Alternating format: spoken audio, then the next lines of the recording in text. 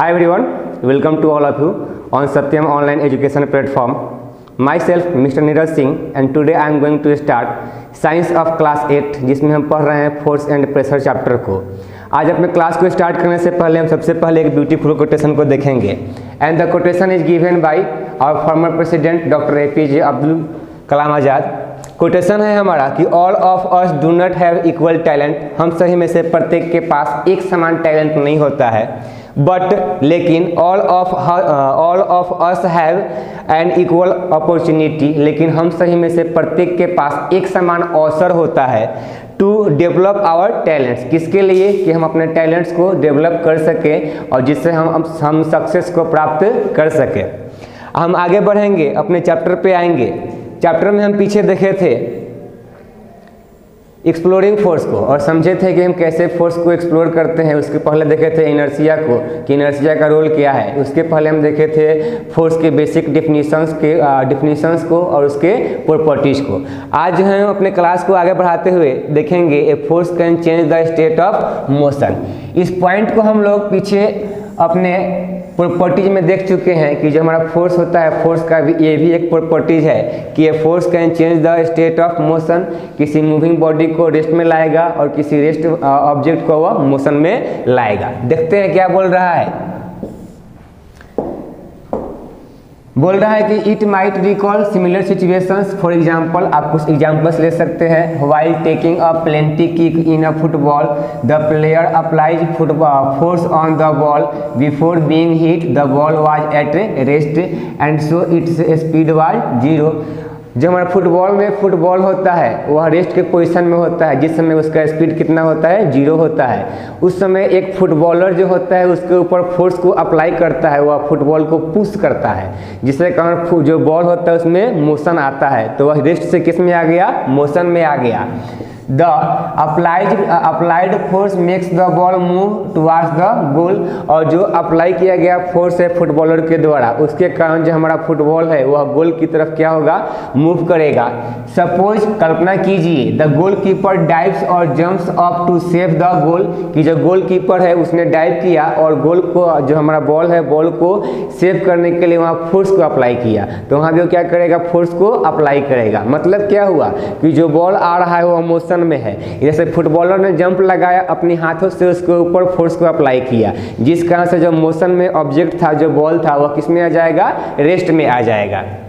Bye his action, उसके action के द्वारा, the goalkeeper tries to apply a force on the moving ball, the force applied by him can stop और deflect the ball. वह क्या करेगा? Ball को या तो स्टॉप कर देगा, नहीं तो बॉल को डिफ्लेक्ट कर देगा। Saving a goal being scored, if the goalkeeper succeed in stopping the ball its speed decrease to 0। और यदि वह गोल कीपर उस बॉल को रोकने में सफल हो जाता है तो जो बॉल है उसका स्पीड कितना हो जाएगा? 0 हो जाएगा। These observations suggest that, यह ऑब्जर्वेशन यह दिखाता है कि a force applied on an object may change its speed, वह किसी ऑब्जेक्ट की स्पीड को चेंज कर सकता है। If the force applied on the object in the same direction of its motion, यहाँ पे दो केस बनेगा। अगर सेम डायरेक्शन में अप्लाई होगा फोर्स तो वह ऐड हो जाएगा, और अगर अपोजिट डायरेक्शन में जो फोर्स है अप्लाई होगा तो क्या हो जाएगा? सब्ट्रैक्ट हो जाएगा। If the force is applied in the direction opposite to the direction of motion, then the result in decrease in the speed of object। तो हमेशा याद रखेंगे दो केस बनेगा, एक इंक्रीज का बनेगा और एक डिक्रीज का बनेगा। इंक्रीज कब होगा? जब डायरेक्शन सेम होगा, तो वहाँ फोर्स क्या हो जाएगा? इंक्रीज कर जाएगा। और जब अगर अपोजिट डायरेक्शन में फोर्स अप्लाई होगा तो वहाँ पे क्या हो जाएगा? डिक्रीज कर जाएगा। वहाँ दोनों फोर्स जो होगा वह बैलेंस हो जाएगा, माइनस हो जाएगा, जिसके बाद जो रिजल्टेंट फोर्स होगा वही वहाँ पे अप्लाई होगा। आगे बढ़ेंगे, जैसे यहाँ पे आप ये फिगर देख सकते हैं। इस फिगर में आपको यही समझाया गया है कि एक बच्चा जो है यह टायर को क्या कर रहा है? एक स्टिक से फोर्स अप्लाई कर रहा है। तो यह कंटिन्यूअसली इस बॉल के ऊपर में फोर्स को अप्लाई कर रहा है, जिससे इसका स्पीड क्या होगा? कंटिन्यू इंक्रीज करते जाएगा। देखिए सेम डायरेक्शन में फोर्स अप्लाई हो रहा है, फॉरवर्ड डायरेक्शन में अगर अप्लाई कर रहा है तो उसी डायरेक्शन में फोर्स को कंटिन्यू अप्लाई किए जा रहा है। अर्थात अगर सेम डायरेक्शन में फोर्स को अप्लाई करेंगे तो उसका मैग्नीट्यूड क्या होगा? इंक्रीज करेगा, और अगर अपोजिट डायरेक्शन में अप्लाई करेंगे तो वहाँ पे जो हमारा अमाउंट होगा क्या हो जाएगा? डिक्रीज इंक्रीज कर जाएगा। आगे बढ़ेंगे,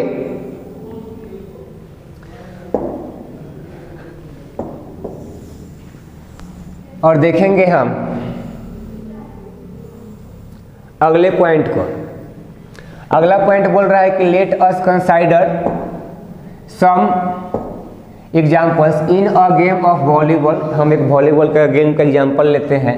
player often push the moving ball to their team makes to make a winning move. वहाँ पे जो प्लेयर्स होते हैं बॉल को क्या करते हैं, लेकर के मूव करते हैं। Sometimes the ball is return in the other side of the court by pushing or smashing in it. In cricket a batsman plays his or her shot by applying a force on the ball with the bat. आप football cricket में भी देखते हैं कि जैसे विराट कोहली है, किसी ball को बाउंड्री लगाता है तो क्या करता है, अपने बल्ले से अपने बैट से बॉल के ऊपर में फोर्स को अप्लाई करता है। तो एक तो ऑलरेडी हमारा बॉल जो है वह मोशन में है, आ रहा है उसके तरफ में। जैसे विराट कोहली ने बल्ले से बैट से बल्ले के ऊपर में बॉल के ऊपर में फोर्स को अप्लाई किया, तो जो हमारा मूविंग ऑब्जेक्ट है उसका एक तो डायरेक्शन चेंज हुआ, प्लस में उसका स्पीड भी क्या हो गया, चेंज हो गया। Is there any change in the direction of motion of the ball. क्या उसके डायरेक्शन में कोई चेंजिंग होगा, तो हाँ भैया डायरेक्शन में चेंजिंग होगा। बॉल इधर से आ रहा है, बल्ला इधर से लगाएगा फोर्स, तो बॉल किसी अदर डायरेक्शन में मूव करेगा। In all these examples the speed and the direction of moving ball change due to the application of a force. इन सभी केसेज में क्या हुआ, जो हमारा फोर्स है, फोर्स के कारण जो हमारा मूविंग बॉडी है उसका डायरेक्शन और उसका स्पीड दोनों क्या हुआ, चेंज हुआ। इससे यहाँ पे दो प्रॉपर्टी समझे कि a force can change the state of rest और motion, और a force can change the direction। एक फोर्स जो है किसी के डायरेक्शन को चेंज कर सकता है या फिर उसके रेस्ट और मोशन के उसके स्टेट को भी चेंज कर सकता है। It can give a few more examples of this kind. हम चलिए क्या आप कुछ और एग्जाम्पल ले सकते हैं, देखते हैं। A change in either the speed of an object or the direction of motion or both is described as a change in its states of motion। इसको हम क्या बोलेंगे, change in state of motion. क्या हुआ, motion में था तो rest में आया, रेस्ट में था तो मोशन में आया। दस इस प्रकार अ फोर्स में bring a change in the state of motion और ऑफ एन ऑब्जेक्ट। इस प्रकार एक फोर्स जो है किसी ऑब्जेक्ट के मोशन के स्टेट को चेंज कर सकता है। उसके लिए कौन रिस्पॉन्सिबल है, तो उसके लिए भैया हमारा फोर्स रिस्पॉन्सिबल है। हम आगे बढ़ेंगे और समझेंगे स्टेट ऑफ मोशन कि हमारा स्टेट ऑफ मोशन क्या होता है। बोल रहा है कि the state of motion of an object is described bye its speed and the direction of the motion. कि किसी ऑब्जेक्ट के मोशन का स्टेट है जो है उसको हम इस प्रकार डिस्क्राइब कर सकते हैं कि its speed and direction of motion. किससे, उसके स्पीड से और उसके डायरेक्शन से। The state of rest is considered to be a state of zero। या फिर हम रेस्ट के स्टेट को बोल सकते हैं कि जीरो स्पीड है। An object may be at rest or in motion और both are its state of motion। एक ऑब्जेक्ट जो है दोनों स्थिति में रह सकता है, या तो मोशन में या फिर रेस्ट में, या फिर वह दोनों में हो सकता है, यानी मोशन और रेस्ट दोनों में हो सकता है। तो ये क्या था, उसका स्टेट था, किसका, किसी भी ऑब्जेक्ट का, कि या तो वह स्टेट में रेस्ट में होगा या फिर वह किस में होगा, मोशन में होगा। बोल रहा है आगे कि डज इट मीन, क्या इसका अर्थ यह है दैट कि the application of a force would always result in a change in the state of motion of the object. क्या इसका अर्थ यह है कि एक फोर्स जो है हमेशा एक ऑब्जेक्ट के स्टेट को चेंज करता है। लेट अस फाइंड आउट, चलिए देखते हैं। बोल रहा है कि इट इज कॉमन एक्सपीरियंस, यह एक कॉमन एक्सपीरियंस है that many a time application of force does not result in a change in the state of motion. यह जरूरी नहीं है कि हमेशा जो है यह फोर्स किसी ऑब्जेक्ट को मोशन में ही लाए। For example a heavy box may not move at and even if you apply the maximum force that you can exert. अगर मान लीजिए भारी बॉक्स है, मान लीजिए आपको दीवार दिखाई दे रहा है, अगर मैं दीवार के ऊपर फोर्स को अप्लाई करूं तो क्या हम दीवार को मूव कर पाएंगे? नो, हम दीवार को मूव नहीं कर पाएंगे। इसका अर्थ क्या निकला कि हाँ, हमेशा जो है हम फोर्स को अप्लाई करते हैं तो इसका रिजल्ट ये नहीं हुआ कि जो हमारा ऑब्जेक्ट है वह मोशन में ही आएगा। हमें उसके लिए क्या चाहिए, जो हमारा ऑब्जेक्ट है उससे ज़्यादा हमें अमाउंट में फोर्स को अप्लाई करना पड़ेगा। अब यहाँ पे आपको जो बोर्ड दिखाई दे रहा है, मैं बोर्ड के ऊपर मैं पुश करूँ यहाँ से, मैं कितना ही फोर्स अप्लाई कर लूँ, क्या मैं इसके स्टेट को चेंज कर सकता हूँ? तो नहीं, मैं इस केस में इसके स्टेट को चेंज नहीं कर सकता हूँ। आगे बोल रहा है कि you apply the maximum force that you can exert, again no effect of force is observed when you try to push a wall.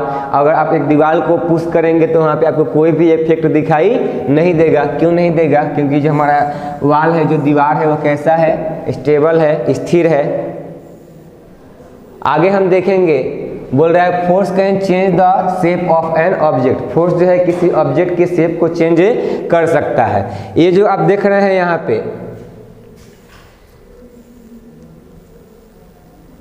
पे हमारा क्लास का आज का लास्ट पॉइंट होगा, देखेंगे। बोल रहा है कि व्हाट डू यू कंक्लूड, आपने क्या निष्कर्ष निकाला? What do you conclude from the observation note in table 11.2? पीछे के टेबल में हम लोग देखिए तो वहाँ पे क्या निष्कर्ष निकाले। What happens when you apply a force on an inflated balloon by pressing it between your palms? अर्थात अगर आप एक फुटबॉल को लीजिए और एक बैलून को लीजिए, बैलून को में हवा भर दीजिए, बैलून क्या हो जाएगा? बड़ा हो जाएगा। उसको जब आप दोनों अपने हथेली से ऐसे प्रेस करेंगे तो क्या होगा? जो बैलून का शेप है वह शेप चेंज हो जाएगा। डैट मीन्स कि a force can change the shape of an object. इसका अर्थ ये हुआ कि एक फोर्स जो है किसी ऑब्जेक्ट के शेप को चेंज कर सकता है। या फिर इसका आप बहुत साधारण सा एग्जाम्पल देख सकते हैं। हमारे घरों में हमारी माँ जो है आटा गूंथती हैं, तो जो आटा होता है उसके ऊपर हमारी माँ क्या करती हैं? हाथ से उस पर फोर्स को अप्लाई करती हैं, फिर उसका छोटा छोटा सा गोल गोल राउंड काटती हैं, फिर उसको रोटी उसका बनाती है।